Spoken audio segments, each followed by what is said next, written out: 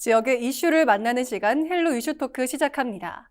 최근 연인이나 이웃 등 친밀한 관계에서 발생하는 스토킹 범죄가 급증하며 사회적 문제로 대두되고 있습니다. 특히 보복이 두려워 신고를 망설이는 암수 범죄가 많아 그 심각성이 더욱 큰데요. 이 시간 이슈토크에서는 우리 지역의 스토킹 범죄 현황을 짚어보고 피해자 보호를 위한 실질적인 대책을 함께 논의해 보겠습니다. 안형진 변호사와 함께합니다. 안녕하십니까? 네, 안녕하십니까? 네, 반갑습니다. 네, 경찰청 범죄 통계에 따르면 스토킹 범죄 피해자 수가 매년 증가하고 있다고 하는데요. 먼저 우리 지역의 스토킹 범죄 현황부터 짚어주시죠. 네, 말씀하신 대로 최근 스토킹 범죄 피해자 수가 이제 매년 증가하고 있는 추세입니다. 경찰청 범죄 통계를 보면 전국 스토킹 범죄 피해자 수는 2022년 1만 545명에서 2024년 1만 3,075명으로 많이 늘어났습니다. 하루 평균을 따지면 한 35.8명의 스토킹 피해자가 발생하고 있는 셈인데요. 게다가 가장 최근 통계인 2025년에는 무려 4만 4천여 건을 기록했습니다. 그래서 전년보다도 한 40% 폭증한 상황인데요. 이게 전국적인 통계고요. 우리 대구 경북 지역의 스토킹 범죄는 매년 100에서 200건 늘어나는 추세로 파악이 되고 있습니다. 2024년에는 1,100건이 발생하고 있는데요. 스토킹은 대표적인 여성에 대한 범죄입니다. 피해자의 85% 정도가 이제 여성인데요. 그 남녀 성비의 불균형이 뚜렷하게 나타나고 있는 것이죠. 네. 더 심각한 문제는 이 통계가 이제 전부가 아니라는 범죄죠. 사실 스토킹 이런 성적인 범죄나 이런 범죄는 암수 범죄라고 하죠. 네. 잡히지 않는 부분이 상당 부분 있습니다. 또 보복을 두려워서 선고를 꺼리는 부분도 있겠죠. 그래서 이제 암수 범죄가 훨씬 많지 않겠냐 이런 분석이 유력하게 있고요. 실제로 대구에서는 스토킹 살해 사건이 발생하기도 하는 등 스토킹 범죄는 이제 주거 침입이나 기타 강력 범죄로 이어지는 경우도 있습니다. 그래서 예방 차원에서 앞으로 형사적 그리고 행정적 조치들이 점점 더 마련되어 간다 이런 의견도 있습니다. 네, 그렇군요. 네, 스토킹이라고 하면 보통은 상대의 뒤를 밟는다거나 몰래 훔쳐보는 이 정도를 쉽게 알고 있는데요. 이 스토킹 범죄의 기준과 유형이 어떻게 되는지 구체적으로 한번 설명해 주시죠. 네, 일단 스토킹 범죄라고 하면은 일반적인 스토킹이랑 법적인 의미의 스토킹은 아예 다릅니다. 네. 왜냐하면 일반적인 스토킹이라고 하면은 뭐 좋아서 따라다니거나 팬이나 이런 걸 스토킹이라고 주로 하는데 법적인 의미의 스토킹은 상대방이 원치 않은 접근을 계속하면은 그것이 스토킹이 되는 거거든요. 네. 따라서 그 동기가 애정이든 또는 뭐 집착이든 아니면 예를 들어서 이웃 간의 분쟁으로 계속 찾아간다는 이런 것도 있을 수 있거든요. 그래서 일반적인 의미의 스토킹이 아니라 법적인 의미의 스토킹이 따로 있기 때문에 상당히 유의할 필요가 있고요. 스토킹 처벌법은 스토킹 행위를 5가지로 규정하고 있습니다. 앞서 정당한 이유 없이 상대방에게 불안감 내지 공포심을 일으키는 행위를 지속적으로 하는 행위, 이걸 스토킹이라 하는데요. 구체적으로 살펴보면은 접근하거나 따라다니는 행위, 이게 일반적으로 있을 수 있겠습니다. 또 여기에 상대방의 진로를 막아서는 행위도 스토킹이 될 수도 있고요. 또 하나는 상대방이나 집, 학교, 직장 같은 곳에서 이제 기다리면서 계속 지켜보는 행위도 스토킹이 될 수 있겠죠. 네. 최근 사회 문제로 떠오르는 게 하나가 SNS, 문자, 우편, 전화 같은 전자통신 매체를 이용해서 지속적으로 연락하는 행위인데요. 이것도 당연히 스토킹에 포함이 됩니다. 상대방이 원치 않는 글이나 음향, 그림, 영상 등의 내용 등을 계속적으로 보내는 것도 스토킹이 되는데요. 바로 여기서 좀 전에 말씀드린 우리 이웃 간의 어떤 층간 분쟁에서, 소음 분쟁에서 계속 이웃의 배를 누르거나 접근하거나 이런 것도 스토킹 될 수 있는 게 여기서 바로 나오거든요. 그래서 유의하실 필요가 있고요. 그리고 직접적이거나 또는 다른 사람을 통해서 어떤 물건을 보내는 것도 스토킹에 해당할 수 있습니다. 예를 들어서 상대방이 원치 않는데 꽃을 준다든지 또는 혐오스러운 물건을 준다든지 이런 이제 물건을 주는 행위도 스토킹에 네. 해당할 수가 있습니다. 마지막으로 이건 좀 특이한데요. 상대방의 그 주변에 있는 물건을 계속 훼손하는 거, 이런 것도 이제 스토킹에 해당할 수 있어서요. 그래서 지금 쭉 말씀드렸지만 일반적인 의미의 스토킹보다는 좀 더 넓은 의미의 스토킹, 법적인 의미의 스토킹으로 규율되고 있어서 상대방이 어떤 원치 않은 접근을 계속해서 공포심 내지 어떤 불안감을 유발하면은 이제 스토킹이 되고, 현재 재판 실무에서는 상당히 광범위하게 스토킹 처벌을 보고 있습니다. 그래서 상당히 좀 조심할 필요가 있습니다. 앞서 언급하신 것처럼 SNS와 같이 전자통신 매체를 이용하는 사이버 스토킹이 최근 사회적 문제로 떠올랐다고 하셨는데 이 사이버 스토킹의 범죄 기준과 유형도 자세하게 짚어주시죠. 네, 요즘 뭐 젊은 층도 그렇고 다 이제 SNS 등 사이버를 많이 이용하는데요. 네. 이것이 또 스토킹 범죄의 중요한 수단이 되고 있습니다.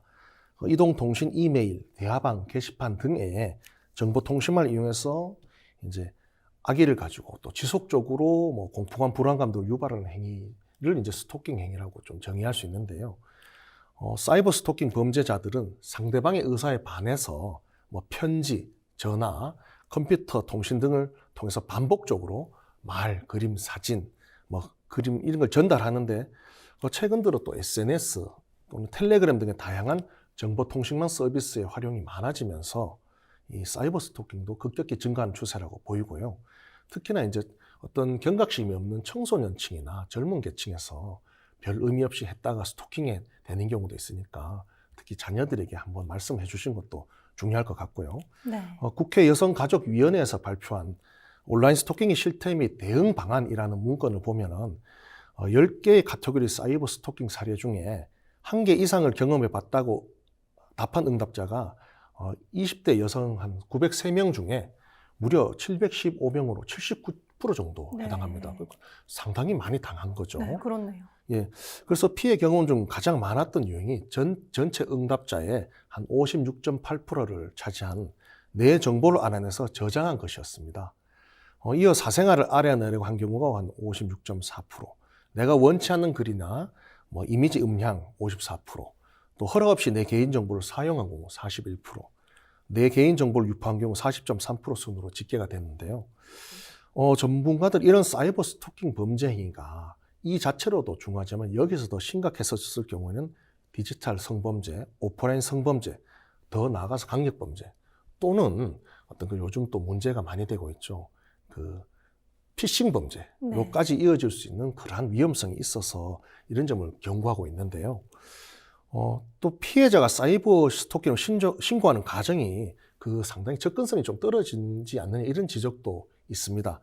그 사이버 스토킹이 주로 발생하고 있는 SNS 플랫폼 같은 경우에는요, 문제는 대부분 서버가 해외에 있다는 점이죠. 그래서 수사나 접근에 있어서 좀 가해자를 추정하기 어렵다 이런 점이 지금 대두되고 있고요. 실제로 한국여성정치연구소에서 발표한 온라인 스토킹 실태 및 대응 방안 보고서에 설문조사에 따르면은 온라인 스토킹 피해를 당해서 적극적으로 경찰에 신고하는 등의 좀 조처를 취했는데 경찰에 사건을 접수하고 수사를 이제 의뢰하는 단계 또는 진행된 단계에서 어려움을 좀 겪은 걸로 보입니다. 그래서 이게 참 그 해외에 이게 서버가 있어서 참 이게 어려운 점이 대두되고 있어서 지금 사실 스캠 범죄 같으면 국제적으로 공조가 이루어지고 있습니다. 그래서 외교부나 경찰청 차원에서도 이제 이런 스토킹 범죄에 대해서도 국제적 공조 필요성이 점점 더 대두되고 있어서 정부나 지자체 단체 또 경찰에 좀 추가적인 노력이 필요하다고 보입니다. 네, 그럼 지난 2월 안동에서 있었던 판결도 한번 짚어보겠습니다. 20대 여성들의 아파트 베란다로 무단 침입해 속옷을 뒤진 30대 남성에게 법원이 스토킹 처벌법 무죄를 선고했습니다. 당시 피해자가 부재 중이라 이 불안감을 조성하려는 고의가 없었다는 게 재판부의 판단인데요. 이거를 법률적으로 어떻게 해석해야 될까요? 네, 일단 기본적으로는 스토킹 처벌이 되려면은 반복적인 행위가 있어야 되고 또 정당한 이유가 없어야 되고 또 가장 중요한 게 불안감 내지 공포심을 조성해야 되는데 이런 요건에 대해서 고의가 있어야 됩니다. 이건 고의범이기 때문입니다. 그래서 이 사건을 맡은 대구지법 안동지방 재판부는 가해자가 3차례에 걸쳐서 집에 침입한 것은 맞다.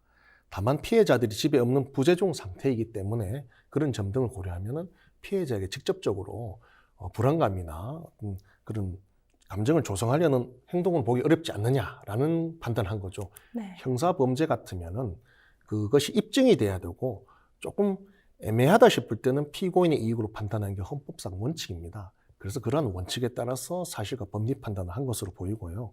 그래서 주거 침입과 이제 주거 수색 혐의에 대해서는 유죄를 인정해서 징역 1년 집행유예 2년을 선고하고 다른 스토킹 혐의에 대해서는 무죄를 선고했는데 이에 대해서는 검찰이 항소했기 때문에 항소심이라든지 대구에서 일어나죠. 또는 대법까지 갈 수도 있습니다. 그건 좀 지켜봐야 되는 상황이고요. 사실 감정적으로는 내가 나갔을 때 누가 들어와서 내 속옷까지 참 이렇게 했으면 굉장히 공포심이 크겠죠. 네, 그렇죠. 예, 그래서 실제로 20대 사회초년생의 피해자분들은 이제 직장까지 그만두고 뭐 고향까지 갔다 트라우마를 겪고 있다 이런 점이 있는데요. 물론 이런 점이 이제 좀 재판부에서 충분히 감안이 됐을 거라고 보지만은 앞으로 또 재판 과정에서 충분히 또 검찰에서 피력을 할 것으로 보이고요. 또 이 양형 부분과 관련해서 이것이 너무 약하지 않느냐 부분이 있지만은 뭐 가해자가 피해 회복을 위해 법원이 250만 원 또 공탁을 한 점도 있고 재판의 사정을 감안해서 안동지검에서 판단한 거 보여서 구속이 아니라 집행유예가 떨어졌다 이런 이유만으로 반드시 옳지 않다 이렇게 얘기하기에는 좀 더 권고할 부분이 사실은 있습니다. 기본적으로 법원의 이번 1심 판결을 저는 존중하는 입장이 있습니다. 작년 무기징역을 선고받은 구미 서동아 사건, 대구 아파트 가스배관 침입 살해 사건, 그리고 3월 14일에 발생한 남양주 살인 사건까지 참극이 이어지고 있습니다. 이런 극단적인 범행의 이유를 어떻게 보십니까? 원인에 대해서 좀 분석을 해보면요. 첫째로는 가해자들의 비뚤어진 소유욕이 이제 거절을 당했을 때 그러한 감정이 폭발했지 않느냐, 보복 심리를 들 수 있고요. 네. 실제로 무기징역을 선고받은 방금 말씀드린 구미 사건을 보면은 피해자가 스토킹 사실을 경찰에 신고하자마자 앙심을 품고 보복할 목적으로 치밀하게 범행을 이제 계획하고 이제 했거든요. 네. 그리고 둘째로는 이러한 극단적인 성향의 가해자들을 사실상 우리 법 시스템이 사전에 걸러내고 예방하는 게 조금 부족하지 않나 이런 생각을 할 수밖에 없습니다. 대구 가스배관 침입 살해 사건의 경우에는 피의자의 범행이 한 달 전에도 흉기로 피해자를 위협해서 경찰이 구속영장을 검찰에 신청했는데 이제 법원에서 영장이 기각되면서 이제 결과적으로는 이렇게 이제 사건이 일어난 측면도 있는 거죠. 그래서 이런 측면이 있고 지난 3월 14일 발생한 남양주 사건도 좀 비슷합니다. 가해자가 법원의 접근 금지 등 잠정 조치를 수차례 어겼고 피해자가 무려 6번이나 경찰에 신고했는데 결국 이런 참 참혹한 결과에 이른 것이죠. 결국 이러한 극단적인 범행이 발생하는 원인을 보면은 가해자의 폭력성이나 보복 감정이 살인이나 기타 강력 범죄로 진화되는 그 위험한 순간에 이제 국가가 좀 더 예방적으로 하지 못한 어떤 그런 점. 결국 뭐 누굴 잘못했다기보단 우리 시스템이 좀 그렇게 성기지 않느냐, 구멍이 많다 이런 점을 좀 느낄 수 있는 부분이었다고 생각을 합니다. 네. 그렇군요. 하지만 경찰이 구속영장을 신청해도 법원의 문턱을 넘지 못하는 경우가 많은데요. 앞서 언급하셨듯이 대구 사건의 경우에도 사건 한 달 전에 흉기 위협으로 영장이 청구됐지만 수사에 성실히 임한다는 이유로 기각됐고 결국 살인으로 이어졌습니다. 네, 법원이 유독 스토킹 가해자 구속에 소극적이지 않나 생각이 드는데 이거에 대해서 어떻게 생각하십니까? 일각에서는 몇 가지 사건을 두고 법원이 스토킹 피해에 대해서 또는 가해자에 대해서 구속영장 발부가 소극적이지 않냐 이런 지적도 없지는 않습니다만 네. 사실은 그렇습니다. 모든 구속재판의 원칙은 불구속이 원칙입니다. 다만 예외적으로 범죄 증거의 인멸이나 도주의 우려가 있을 때에는 구속영장을 발부하거든요. 네. 결국 항상 법원 입장에서는 국민의 기본권을 보장해야 되기 때문에 그런 측면이 있고요. 그런데 사실 그렇습니다. 이런 형사법적으로 구속영장을 발부하고 말고는 형사법적 절차 확보의 목적이 있지 피해자 보호와는 약간 결은 다릅니다. 행정적인 절차가 아니기 때문입니다. 그런데 스토킹 가해자의 특성을 보면은 피해자에게 병적으로 집착하는 상태이기 때문에 그렇게 도주하거나 뭐 이런 경우가 없어요. 그래서 법원 법리적으로 판단하면은 영장 발부는 안 될 수 있거든요. 그래서 기각이 되는 경우가 있는 것이죠. 하지만 위험성은 좀 있을 수 있는데 그래도 법원 입장에서는 이제 그럼 법률적으로 하다 보니까 그렇다고 해서 막 구속할 수는 없지 않습니까? 그렇겠네요. 물론 재범의 어떤 가능성도 고려하지만은 또 원칙은 그렇기 때문에 이런 문제가 있는 거고요. 그래서 이제 이런 문제의 경우에는 좀 어쩌면 이런 영장도 영장이지만은 구속영장을 통해서 다 가해도 방지하고 이런 영장제도 취지가 자체가 아니니까 제3의 가해자 분리제도라든지 좀 임시로 구금을 한다든지 이런 제도를 좀 더 활성화해서 하는 게 맞지 지금 법원의 영장제도 자체를 비판하거나 또는 바꾸자 하는 거는 좀 제도의 취지에 맞지 않다 이렇게 보는 측면도 있고요. 그래서 앞으로 좀 전에 말씀드렸듯이 영장은 영장대로 역할을 하는 것이고 그렇지만 그 외의 피해자를 분리 격리할 수 있을 때에는 다른 제도를 통해서 보완해야 된다 이런 점을 말씀드리고 싶습니다. 네. 알겠습니다. 네, 방금 설명하신 것처럼 추가 피해를 막기 위해서는 가해자를 격리하는 게 그렇죠. 우선적으로 중요시돼야지 않나 싶은데 가해자를 격리하는 잠정조치 4호도 대구의 경우 인용률이 전국 평균보다 23%포인트나 낮다고 합니다. 네, 법원의 영장심사나 잠정조치 결정 과정에서 피해자의 보복 위험성이 제대로 반영되지 못하고 있다 이런 지적이 나오는데 개선책이 있을까요? 일단 잠정조치 4호는 가해자를 이제 유치장에 구금해서 물리적으로 분리시키는 겁니다. 굉장히 강력한 조치죠. 사실 네. 이 무죄 추정을 받는 사람을 구금할 때는 그만큼 근거가 있어야 되기 때문에 법원 입장에서도 그 점을 고려하지 않을 수 없는 점은 있습니다. 물론 그 가해자가 풀려나면 또 피해자가 노출되는 측면도 있겠죠. 그래서 이 부분은 이제 법원도 이제 이 스토킹 처벌법이 도입된 지가 얼마가 안 됐습니다. 그래서 운영을 하면서 우리 사회와 교감을 하면서 이제 기준을 계속 이제 수정해 나갈 걸로 보이는데요. 뭐 일각에서는 영장 실질 심사할 때 좀 더 강화된 구속을 해야 된다고 하는데 저는 이건 맞지 않다고 보고 좀 전 말씀드린 것처럼 우리 법제도에 잠정조치라는 제도가 있습니다. 그래서 그 잠정조치 제도를 좀 더 활성화해서 분리제도를 4호죠. 아까 말 그거를 활성화하는 게 맞는 방향이라고 하고 다만 그 제도 운영에 있어서 지금까지 이제 처음 시행한 이후로 데이터가 계속 누적되고 있습니다. 그 데이터를 활용해서 어떤 잠정조치 4호의 활용을 좀 더 적극적으로 법원이 하는 거는 고려해 볼 수 있습니다. 그리고 뭐 전문가들이 일부 모아임 도의 어떤 그걸 손봐야 된다 하는데 이 점도 앞으로 맞는 게 좀 더 단계적인 어떤 분리 조치가 필요할 수도 있거든요. 뭐 위치 추적제 단다 여러 가지 조치가 있는데 그 점에 대해서도 우리가 이제 스토킹을 계속 이제 이렇게 시행하고 있는데 처벌법을 앞으로 좀 더 세밀한 조치 그리고 지금의 어떤 데이터를 반영한 대책들을 계속해서 만들어 나가야 된다 보고 법원도 이 점에 대해서는 굉장히 좀 제가 실무에서 일을 한 입장에서 성실하게 하고 있다 이렇게 보고 있습니다. 네. 네. 알겠습니다. 또 스토킹 가해자에게 위치 추적 전자장치를 부착하는 제도가 도입된 지 딱 1년이 지났습니다. 하지만 부착 인용률은 30%에 불과하고 접근 금지 위반이나 장치 훼손 등 위험 경보는 1년 새 5배 가까이 급증했다고 하는데요. 이 제도의 맹점이 무엇이라고 생각하십니까? 네, 경찰이 스토킹의 재범 위험성이 크다고 봐서 전자장치 부착을 신청한 건수 1년 새 한 165% 급증했다 이런 보도가 나오고 있는데 네. 이제 이에 반해서 법원이 인용해 주는 비율은 한 2024년 32.6%, 2025년 36.9%로 한 30% 중반대를 유지하고 있다 이런 통계가 나오고 있는데요. 그렇습니다. 이게 전자장치 부착이란 게 또 굉장히 침입적인 제도입니다. 이게 법원이 모든 어떤 그걸 통해서 모든 걸 해결해야 된다 이렇게 보는 건 사실 무리가 있고 법원은 그 제도 하에서 최선을 다하고 있는 측면이 있거든요. 그런데 덜컥덜컥 이거를 다 채울 수는 없는 노릇입니다. 왜냐하면 억울한 사람도 있을 수 있어서 그러한 점 때문에 지금 이런 통계가 나오고 있고요. 사실 이런 이제 그 전자장치 부착을 통해서 해결하지 못하는 건수가 많습니다. 왜냐하면 끊고 가는 경우도 있고요. 어기는 경우도 많으니까요. 그래서 뭐 예를 들면 접근 금지 위반이나 장치 훼손 이탈 같은 위험 경보가 9천여 건에서 4만 8천여 건으로 1년 새 한 5배 증가했다. 이런 통계가 있지 않습니까? 그래서 이런 전자장치 부착도 문제지만 이것을 이제 무력화하는 이런 가해자들의 위반 행위나 이런 걸 또 규제하는 게 중요한 분명히 측면이 있거든요. 네.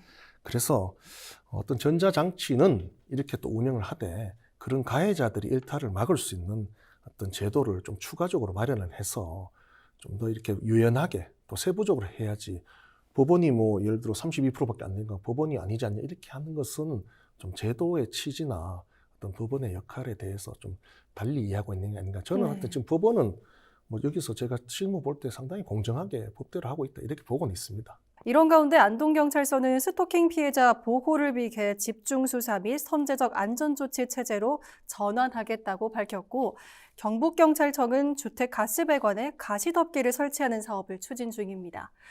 실무적으로 이런 조치들이 범죄 억제에 얼마나 도움이 될까요?